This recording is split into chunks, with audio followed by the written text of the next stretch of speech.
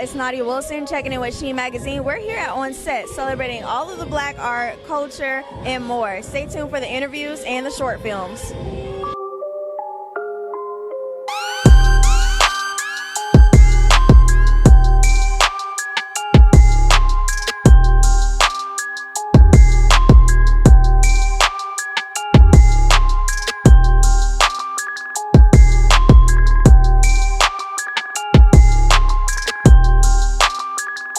All right, who do I have the pleasure of speaking to? Carrie Garrett.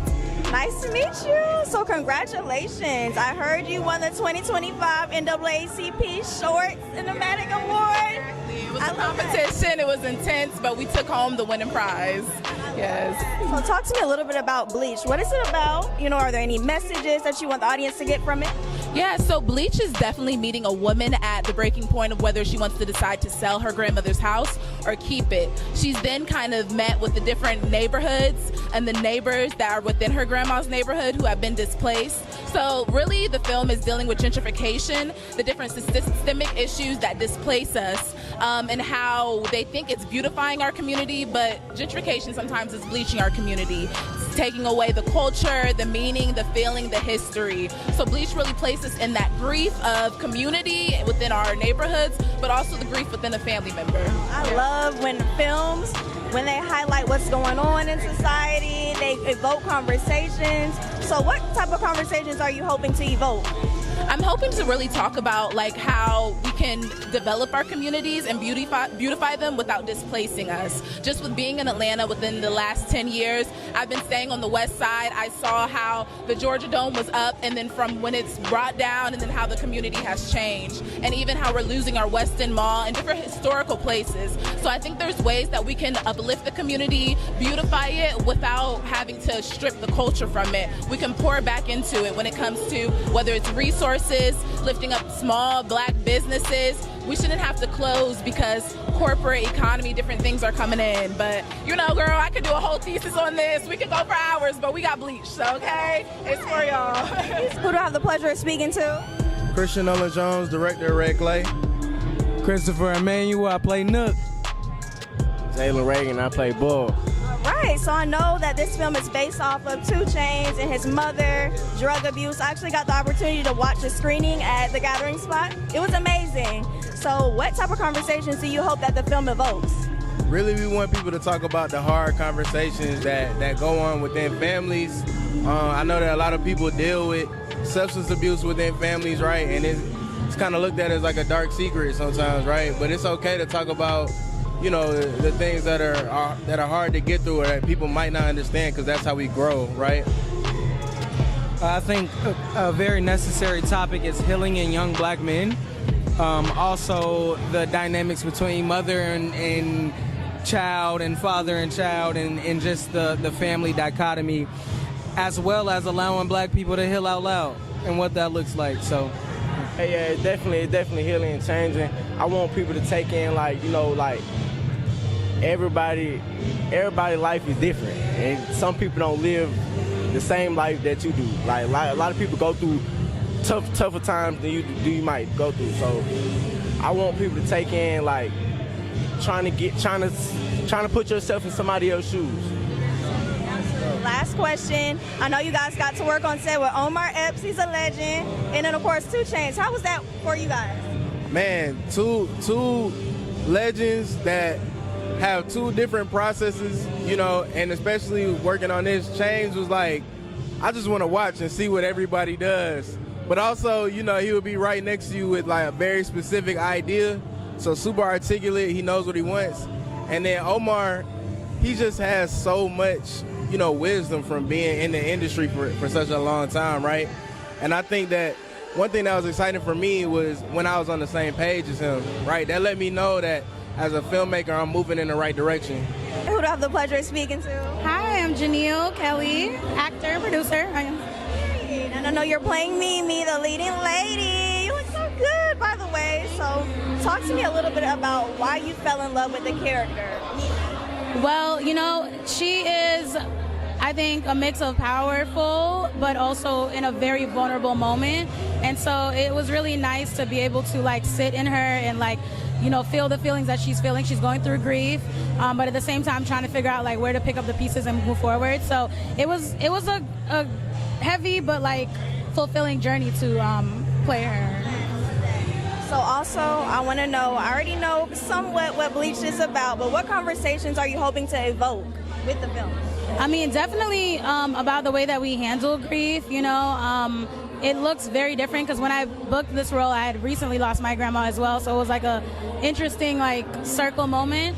I think just the way that we handle grief, as well as it speaks to gentrification. I know our amazing director Carrie wanted to showcase like what's going on in our communities. So anytime I get a chance to be able to sit in a character that's like highlighting major issues, it's like a tree. It's like a win, you know. And I know you mentioned you're a producer as well. Yes. Okay, so talk to me a little bit about that. I am a producer. I'm a proud producer.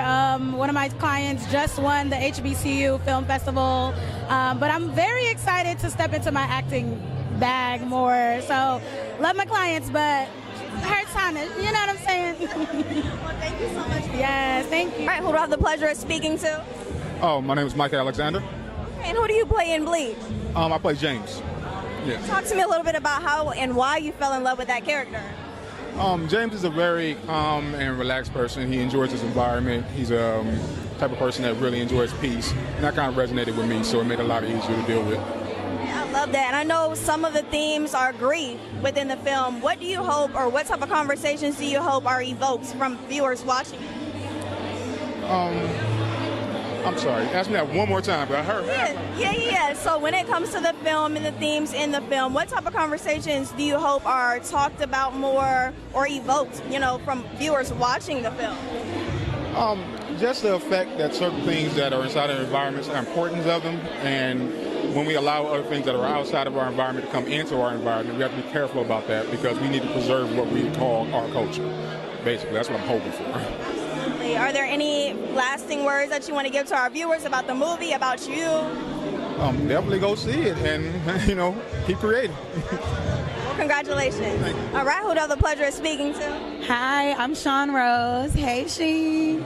Hey, so I know you play on Zatima and Southern Fried Rice. Talk to me a little bit about those characters and why you fell in love with them. Wow. I fell in love with Zatima. Actually, I've been working behind the scenes, behind the camera at Tyler Perry Studios for 8 years, and they finally took a chance on me and my artistry. So the opportunity to be on Zatima was like huge because I worked very closely with Crystal Renee Hazlett. I love you. And my character, her name is Sage. She is an international superstar, and she's loosely based off of my real life. I'm a songwriter and artist, and they gave me the opportunity to write music. Yeah, they gave me the opportunity to write for the show and make my own music for Sage. So I'm really excited for people to like hear her because her music's a little different from my own.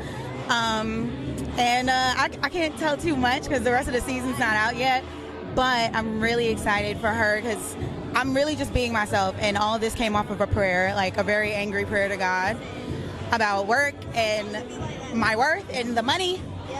And when I tell you, I prayed and I was like, they're gonna give me a show, I'm gonna get to be myself, I'm gonna sing on the show, and they're gonna use all my music. And that's exactly what happened. So when you are angry and you're praying to God, do not be afraid to get toe-to-toe because that's your Father and He loves you. But anyway, yeah, so I'm really excited. Testimony. Okay, big up on my Lord and Savior, yeah, every time. So that was like crazy. And then recently with Keke Palmer Network and shout out to Key TV, Southern Fried Rice came my way as well. That was like a full circle moment. I was on the original pilot back, I think, in 2018 or 19. So to see that come into fruition, like, and Keke get behind it, that was crazy. And I got to play the same character that I auditioned for years ago. Yeah, really crazy that they still saw me fit for that. And then eventually it came to life, and I ain't gonna lie, the internet tried to eat us up. No, I saw that. I'm like, hold on, y'all. It might be a little different, but art is subjective, so. It really is. I think giving people the time to dissect, everyone is open to have their opinions, and that's fine. I invite it, but also like take a second, actually tap in and see if what you're talking about might not actually just be addressed, which we do address it in the show. So watch Southern Fried Rice. I don't know what you've been doing or why you haven't, but if you're on your high horse, go ahead and jump down. Thank you. But yeah, it's a great show, and hopefully we get a season 2. Y'all will. Speaking of consistent. Yeah, please, Lord. If it's your will. Only if it's your will. If it's not, I'm cool. It's already done. It's already written. Well, thank you so much. Thank you for having me. Hopefully I'll see y'all later, Sheen, because bodies tea whenever y'all need a little. Okay? We need that on the cover. Period. All right, who do I have the pleasure of speaking to? I'm Jamie Bisco. I'm Sade Pearson. I'm Sean Wells. Well, talk to me a little bit about this film. So I know basically it's centered around sports and then allegations that arise. Yep. I know that's kind of culturally resonant, being that within the sports world we have athletes that sometimes do face allegations. So it's an important topic. So what type of conversations do you hope the film resonates with viewers? I believe that a lot of the sports industry has a lot of that going on, but at the same time, for a black woman that's in the film, we have to work a little bit harder than everybody else does. We have to be resilient. We have to keep going regardless if we're a mother, a girlfriend, a wife, whatever. We wear a lot of hats. So it's about working hard, keep going. It only takes that one yes. It doesn't matter the mistakes that you've made in life, your trauma. You have to keep going and fight against all of that to get where you need to go. Yeah, against all the odds. Yeah, exactly. I think my position in the film is more so about supporting my sister, whose vision I may not see right now, but I love her. That's my sister, but she's made some mistakes in the past. But I also believe in her. Even if I don't show it, it's just like, okay, I support you, but stop playing with me, girl. But yeah, I think it's important to show up for our people, and I think it's really about that. Like sometimes, like we have family members, we have friends, they're trying to do something, they have a vision, and we might not see it, but all they really need from us in that moment is support, you know? That's what I think. What was the question? I couldn't hear it. I couldn't hear it. Okay, so what type of conversations do you hope the film evokes for viewers? What kind of conversation does this film provoke for viewers? Yes. Oh, Do you hope? being resilient, remembering Black history is every day and not just today. Remembering that black women had to really overcome a lot to be where we're at today, and sports journalism wasn't what it is, what we know it today. So those things. Yeah. And then for all of you guys, what was that one thing that helped you fall in love with the character that you're playing? I don't even think it's a fall in love because my character is me. Like, I've made so many mistakes in my life. Like, I'm a human being, and I don't mind owning and take accountability for my mistakes and my traumas. Like, she is me. I'm an actress, so every day I'm just waiting for that one yes to take my career to the next level, and I'm just working hard every day to meet new people, to get new auditions, to do all of these things. So she is literally me. I just don't have a gambling addiction, but literally she is me. Like, I done got fired from jobs. I've done all the things that she has done. She's me. So it was like we connected like it was nothing. Like, so I'm a human being. I make mistakes, but I have dreams. I have goals. I have all of these things. But nothing that I have done can get in the way of that. So we're the same person. All right, who do I have the pleasure of speaking to? Natarina and Lewis. Yes, ma'am. So I know you from 3LW, also a phenomenal actress, and now a director and producer.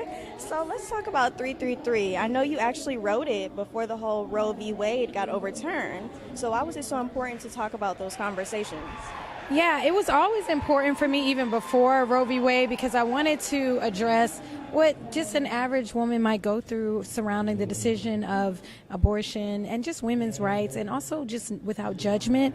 I wanted to humanize the issue of abortion instead of politicizing it.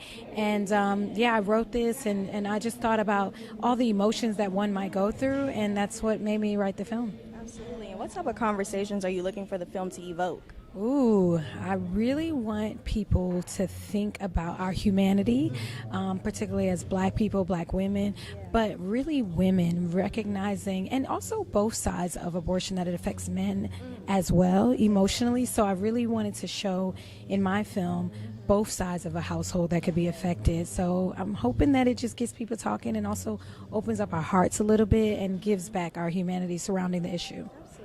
Black woman, these issues are very important. especially, you know, the fact that you're creating art from it. So I love that. So also, I got to talk to you about Power because I miss that show so bad. I miss it so bad. So how does it feel to have a show that's still so culturally resonant? You know, the clips, people are still posting them on Twitter, TikTok. I know. I mean, the Power clips are coming back, and it's funny. It's resurfacing. The show has been around for 10, actually almost 11 years now, and it feels amazing. I feel like I've been a part of like a historic moment in the culture, like The Wire, you know, or Sopranos, or yeah. So I'm really proud of Power, and I'm glad people liked Team Tasha, you know. Thank you. So anything else that you would like to tell our readers?